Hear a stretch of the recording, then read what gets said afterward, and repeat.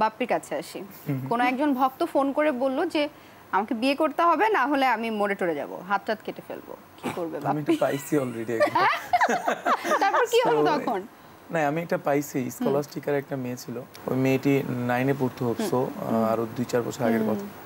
So মেয়েটি ইউটিউবে, আমি একবার বলছিলাম আমি বিয়ে করবো, তখন মেয়েটি হাত টাত কেটে টেটে ইউটিউবে আবার ভিডিও ছাড়ছিল, ফেসবুকে ছাড়ছিল, আমি মরে যাবো তুই যদি বিয়ে করিস।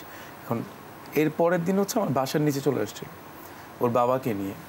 আমি খুব ভয় পাইছিলাম সেদিন, এবং খুব আমি যেটা হ্যান্ডেল করছি সেটা হচ্ছে যে আমি তার সাথে কথা বলছি, কথা বলার পর তার বাবা আমাকে রিকোয়েস্ট করছে, তুমি 1-2 দিন কথা বলো, আমি আস্তে আস্তে ম্যানেজ করে নিব। তাই আমি তার সাথে কথা বলছি, 1-2 দিন কথা বলছি, 1 সপ্তাহ কথা বলছি, আস্তে আস্তে আস্তে আস্তে ম্যানেজ করে নিয়েছি।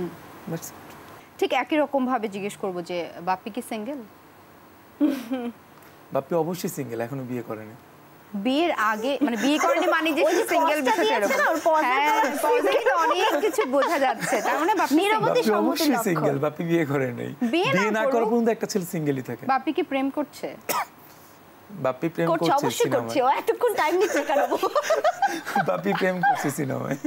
গার্লফ্রেন্ড এরকম ধরা খেয়ে গেছে, চিট করেছে, কি করবে? আচ্ছা, গার্লফ্রেন্ড ধরা খেয়ে গেছে, ইট ডিপেন্ডস অন ভালোবাসার পুরুত্বটা কতটুকু। যদি আমি তাকে ছাড়া না থাকতে পারি, সেই ক্ষেত্রে আমি তাকে বুঝাবো যে আমি তোমাকে ভালোবাসি, দেন আমি বিশ্বাস করি যে আমার ভালোবাসা, আমার কিছু তো করার নাই, কারণ আমার তাকে নিয়ে থাকতে হচ্ছে, আমাকে মেনে নিতে হবে।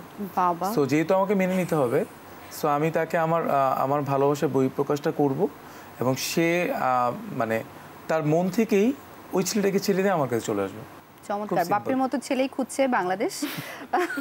তারপরে কেন বাপ্পির বিয়ে হচ্ছে? এই প্রশ্নের উত্তর আমরা জানবো একটা ব্রেক থেকে এসে। বাপ্পি তারপরেও কেন বিয়ে করছে না, আমরা এই প্রশ্নের উত্তরই খুঁজছি।